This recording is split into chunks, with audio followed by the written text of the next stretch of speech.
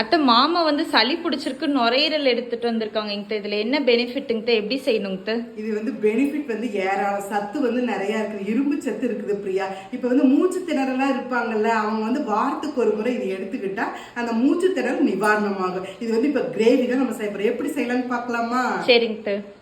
2 spoon நல்லெண்ணெய், பட்டை கிராம்பு ஏலக்காய், 1/4 கிலோ சின்ன வெங்காயம், 2 தக்காளி பழம், 2 பச்சை மிளகாய். வெங்காயம் நல்லா வதங்கிருச்சு. 1 ஸ்பூன் இஞ்சி பூண்டு பேஸ்ட் போட்டுக்கலாம். இப்போ நுரையீரல் போட்டுக்கலாம்.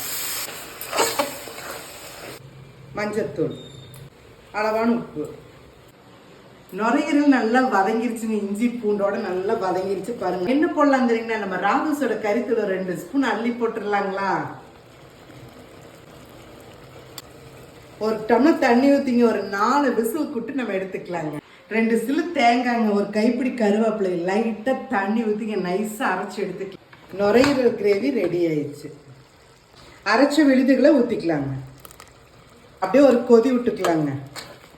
மலைச்சாரல் மாதிரி கொத்தமல்லி தழை தூவிடலாம். சுவையான நுரையீரல் கிரேவி ரெடி.